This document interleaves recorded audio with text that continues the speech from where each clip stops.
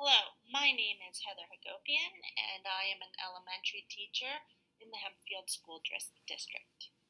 My topic is autism and the FitnessGram, and the title of my project is Evaluating and Revising the FitnessGram Test for Students with Autism. First, let's discuss autism spectrum disorder, also referred to ASD. It was first discovered in 1943 by Dr. Leo Kanner. It is a spectrum disorder, which is a complex range of neurodevelopmental disorders. It's characterized by difficulties with language, communication, and motor skills, and the cause remains idiopathic, meaning the cause is unknown. Here are some current beliefs about ASD and what it is. It is a developmental disability that typically appears during the first 3 years of life. It is a neurological disorder that affects the way information is processed, organized, and integrated. It is found throughout the world among individuals of all socioeconomic and racial groups. It is found in 4 times as many males as females and 1 in 68 children. And it is a lifelong disability with a need for lifelong support in most cases. Current beliefs. What ASD is not. ASD is not the result of emotional deprivation or emotional stress. It is not a willful desire to avoid social contact. It is not due to parental rejection or cold parenting. It is not a psychological disturbance, a misunderstood genius, or curable, although early intervention is key. Now that we learned a little bit about ASD or autism spectrum disorder, let's discuss what the FitnessGram is. A FitnessGram is the most widely used children's health-related physical fitness assessment in the world. It is a physical assessment that is not based on athletic ability, but on good health. It is designed to help evaluate and educate youth about levels of physical activity and fitness. The assessments include a variety of health-related fitness components, not based on skill or agility. The focus is on the 5 components of physical fitness. It is assessed through a battery of 6 tests. And healthy fitness zones, or HFZ, give results based on standards set for gender and age. And in my email, you will see a PDF which you can print out to look at those healthy fitness zones and have as a reference. FitnessGram components and tests. If you look at this chart here below, the first column shows the components of health-related fitness, which would be aerobic capacity, muscular strength, muscular endurance, flexibility, and body composition. The middle column defines each of those components, and the column to the right would be the fitness tests that you can use to test those different components. And in some of the components, you have a choice of which tests you want to use. I chose the ones that would be most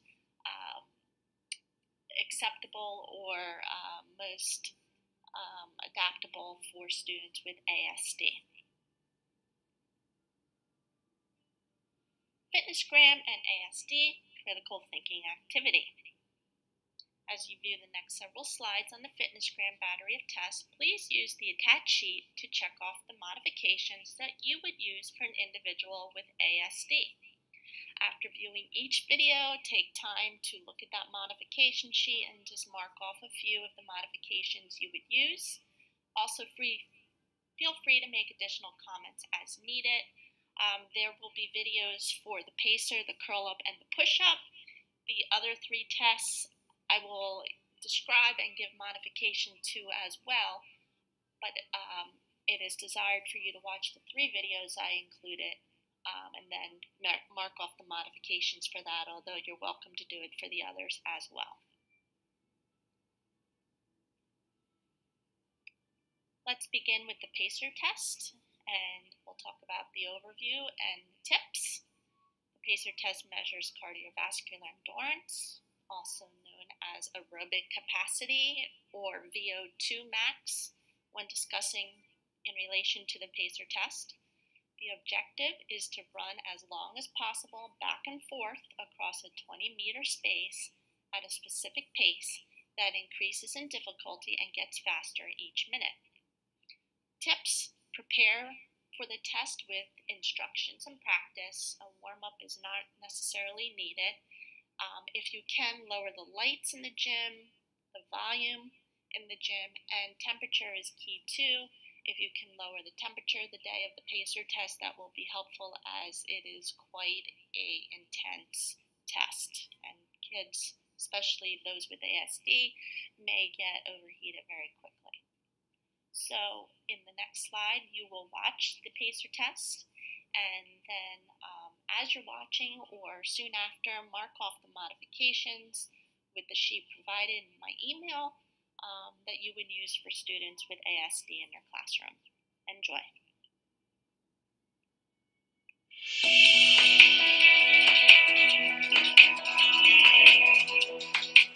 PACER stands for Progressive Aerobic Cardiovascular Endurance Run. The PACER is one of the test options for estimating aerobic capacity in the FitnessGram. The PACER is a valid and fun option for estimating aerobic capacity. The objective of PACER is for the student to run as long as possible back and forth across a 20-meter distance and at a specified pace that gets faster each minute. The warm-up is not as essential for the PACER as it is for the other test of aerobic capacity because the progressive nature of the test provides a built-in warm-up. Remember, the goals of the warm-up are to prepare the body for the activity, improve performance, and reduce injuries. Prior to the beginning of the PACER, the examiner ensures that each student has a partner. The role of the partners is to help keep track of the number of form breaks. The students line up at the start line, and the partners stand behind the opposite lines. The examiner stands on the sideline with a clipboard and a score recording sheet. The examiner monitors and records the number of laps each student completes. In the PACER, one lap is the 20 or 15-meter distance from one end of the course to the other. The recorded score is the total number of laps completed by the student before the second form break. A form break occurs when the student does not touch the line by the sound of the beep. The PACER CD is set to music. The CD includes a 5-second countdown and tells the students when to start. Students begin the test running across the distance and touching the line with their foot before the sound of the beep. Walking is allowed so long as the desired pace is maintained. At the sound of the beep, students run back to the other end. A student who touches the line on the sound of the beep must immediately turn and run back to the other end. A single beep sounds at the end of each lap. The audio CD also provides a verbal cue to track the number of laps completed. A triple beep sounds at the end of each minute. The triple beep serves the same function as a single beep, but it also alerts the students that the pace will get faster. 28.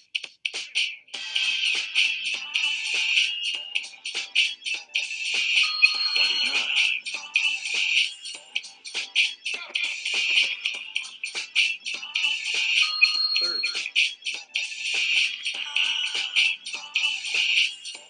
The first time a student cannot reach the line when the beep sounds, the student should immediately turn around and run in the opposite direction upon the sound of the beep. This is considered the first form break. The examiner, with help from the partner, takes note the first time the student fails to reach the line at the sound of the beep. The student immediately turns around and continues the PACER, as he is given one more attempt to regain the pace and reach the line before the next beep. The second time a student cannot reach the line by the beep, this is the second form break, and the test is complete. The two misses, or form breaks, do not need to be consecutive. The recorded score is the total number of laps completed by the student. The first form break is counted as a complete lap. The second form break, however, is not counted as if the lap score is within or exceeds the range of the healthy fitness zone for the student's gender and age. The student meets the performance standard and should continue doing regular physical activity. If the score falls below the range of the healthy fitness zone, this indicates the student would benefit from physical activities designed to improve aerobic capacity. This video was developed to help ensure that PACER is administered in a manner consistent with the FitnessGram Test administration.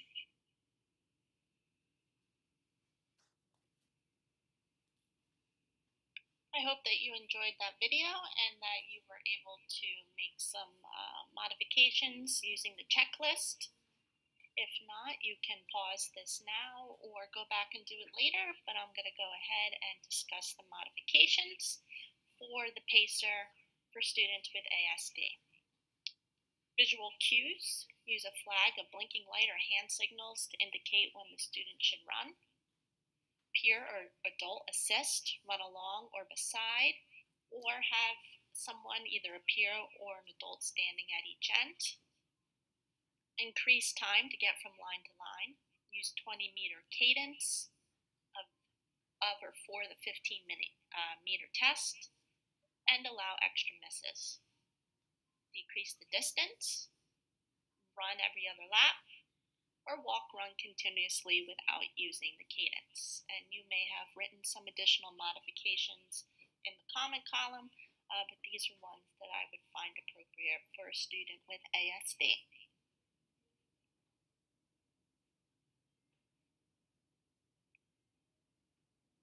Next is the curl-up test, overview and tips.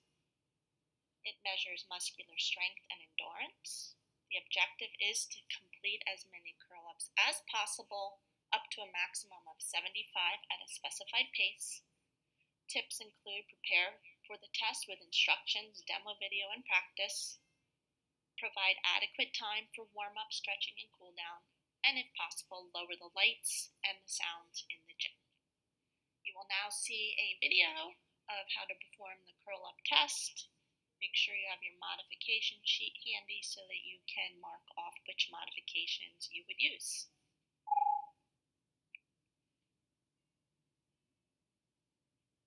The curl-up is the only test option used to measure abdominal strength and endurance in the FitnessGram.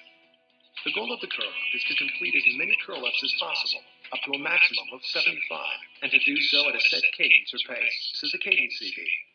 The warm-up is important to performance on the curl-up. Remember, the goals of the warm-up are to prepare the body for the activity, improve performance, and reduce injuries. Prior to the beginning of the curl-up, the examiner needs to ensure that each student has a partner. One student will perform the curl-up, while the partner will help the examiner watch for form breaks. The student performing the test lies with his back to the mat and face looking up. The knees are bent at a 140-degree angle, with feet flat on the mat, legs slightly apart. The arms are kept straight and parallel to the trunk, with the palms of the hands resting on the mat. The fingers are stretched out, and the head is in contact with the mat. Once the student performing the curl-ups assumes the correct position, the partner places the measuring strip on the mat and under the bent legs. The measuring strip is moved so that the fingertips are just touching the nearest edge of the strip.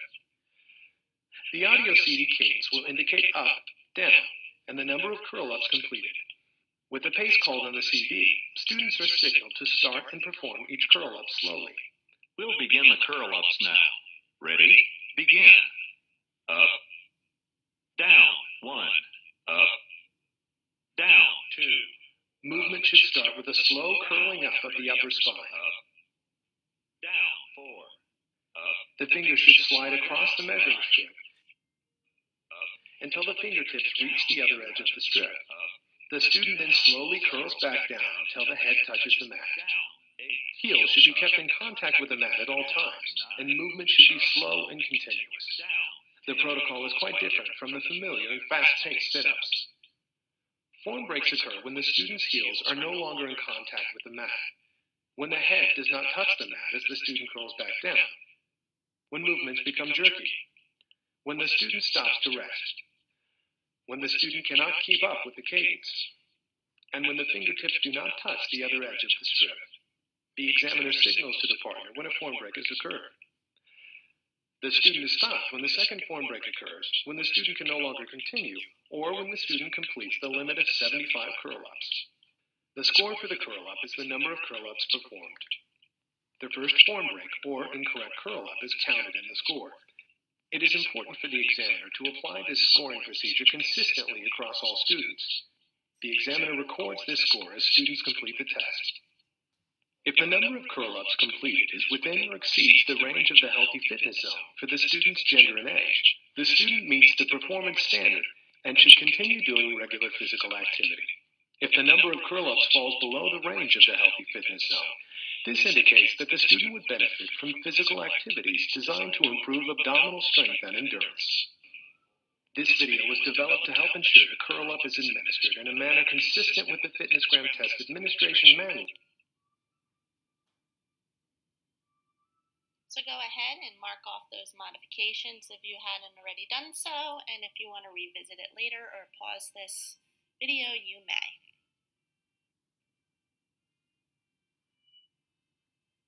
Curl up modifications and ASD. Hold feet, allow hands to slide on thighs, allow a crunch, push off mat with elbows such as a roll up.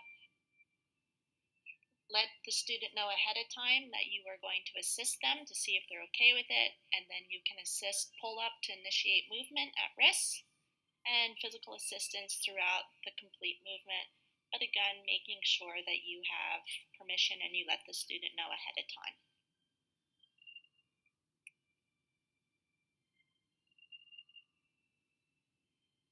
Next is the push-up overview and tips. Push-up measures muscular strength and endurance. The objective is to complete as many push-ups as possible at a rhythmic pace. Tips are to prepare the test with instructions, demo video, and practice. Provide adequate time for warm-up, stretching, and cool-down, and lower lights and sound or volume in the gym. You may want to lower the temperature as well, as this can be a rigorous test. Next, you'll watch the video. This will be the last of the videos that you will see, so go ahead and get your modification sheet ready. The push-up is one of the test options used to measure upper body strength and endurance in the FitnessGram. The objective of the push-up is to complete as many 90-degree push-ups as possible, and to do so at a set cadence or pace. The warm-up is important to performance on the push-up. The goals of the warm-up are to prepare the body for activity, improve performance, and reduce injuries. The examiner tests the number of students that can be accurately monitored to ensure that each push-up is performed correctly. The student begins by assuming a face-down position on the mat, with hands placed under or slightly wider than the shoulders, palms touching mat, fingers extended, and legs straight and slightly apart, and toes tucked under. The student then pushes up off the mat until arms are straight and legs and back are in a straight line. We'll now begin The back should be kept in a straight line from head to toes throughout the test. Down, up, 1, down, up, 2. The student performs the push-up up to the cadence of one push-up every 3 seconds by following the voice commands for down, up. The student is permitted one break in form. A form break occurs when the student is not achieving a 90-degree angle of elbow flexion in the down position before pushing up, when a straight back is not maintained throughout the push-up, when the arms are not fully extended in the up position, and when the student stops to rest or cannot keep up with the cadence. The student is stopped when the second form break is made, or when the student appears to be in extreme discomfort or pain. The score is the number of 90-degree push-ups performed before the second form break. The first form break or incorrect push-up is counted in the score. If the push-up score is within or above the range of the healthy fitness zone for the student's gender and age, the student meets the performance standard and should continue doing regular physical activity. If the score falls below the range of the healthy fitness zone, this indicates that the student would benefit from physical activities designed to improve upper body strength and endurance. This video was developed to help ensure the push-up is administered in a manner consistent with the FitnessGram Test Administration Manual. Push-up modifications. Hopefully you came up with some off of the sheet. The ones that I felt were appropriate were proper positioning with partial lowering, reverse push-up, modified push-up, allowing a push-up from the floor, or an incline push-up by putting a wedge underneath the student, or allowing a wall push-up.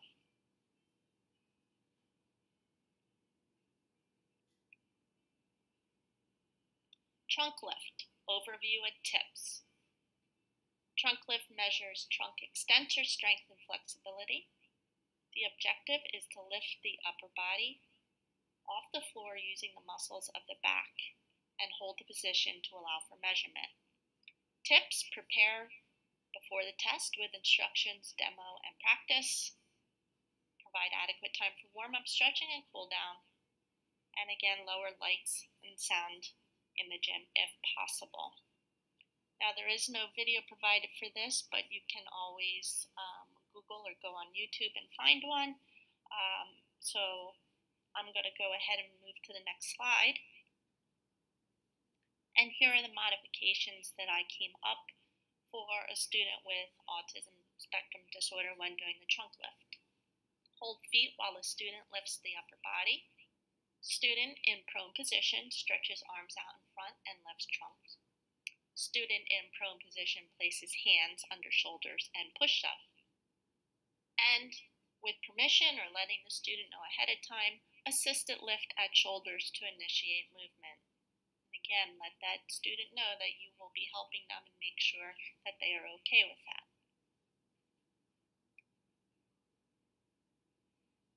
Sit and reach, overview and tips. And this is the back saver sit and reach, which measures flexibility of the hamstring and trunk muscles to stretch. The objective is to reach the specified distance on the left and right side of the body. Tips: prepare before the test with instructions, demo video, and practice. Provide adequate time for warm-up, stretching, and cool down. And remind the students to keep the knees straight and hips square. No video for this either, but again, you may go online and find several videos how to do this on YouTube.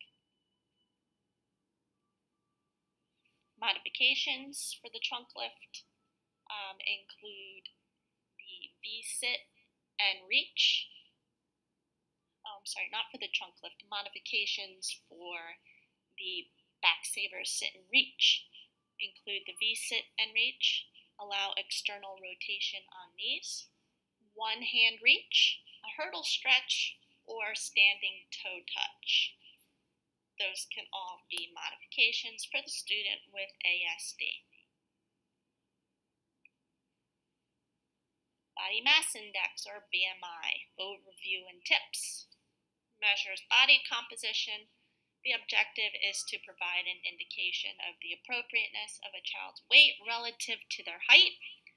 It's important to maintain privacy when doing this, and that an experienced and repeat examiner perform the tests. Again, no video for this, but on the next slide I'll discuss the modifications. BMI modifications for a student with ASD. When taking height, lay the student on the mat if they're unable to stand or still or erect. Seek assistance from school-based personnel. Reassure the student. Again, for that student with ASD, make sure that they're aware of what's happening and that they may be touched.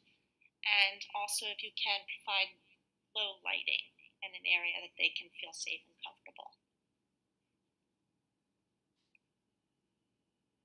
So all these 6 tests are, the results are given based upon the Healthy Fitness Zone, which is also included in the email and PDF form. The results of the various tests classify the student's performance as being in the Healthy Fitness Zone, which is HFZ, or if they need improvement, NI. Make sure you see the attachment to look at the different standards for gender and age for each of the tests. The ultimate goal of the FitnessGram is to fall within the Healthy Fitness Zone, meaning you have achieved the recommended level of fitness for your age and gender. Conclusion and closing thoughts. So we all know that assessing physical fitness of students with disabilities can be a challenge, but now you have the tools that you will need for how to assess a student with autism spectrum disorder. I hope that you refer to the modification sheet that I provided for you, as I think that this will be very helpful going forward. Health-related assessment, such as the FitnessGram, is vital for all students, but especially those with disabilities. as those with disabilities are not as motivated to exercise and be fit, but they may be encouraged by the goal of trying to get in the healthy fitness zone. So this is a good way to reach and encourage them. Remember that modifications must be made in order for the test to be valid for students with disabilities. And again, you have that modification sheet to refer to. FitnessGram is a reliable test that is widely accepted in schools and can be easily modified for those with disabilities. I hope that you enjoyed my presentation, and I am looking forward to receiving your 2 questions. And if you have additional questions, please feel free to contact me. Words to ponder and live by. The world needs all kinds of minds. And this was a quote, or is a quote, by Dr. Temple Grandin, who is an individual with ASD who is very productive and is an advocate for those with ASD. And if you have a chance to see and listen to her, I know that she was at Millersville a couple of years back, but she does do some public speaking, and there are TED Talks, and also there's a movie about her. So I encourage you to check that out. Thanks again, and next you will see my references. Take care and be well.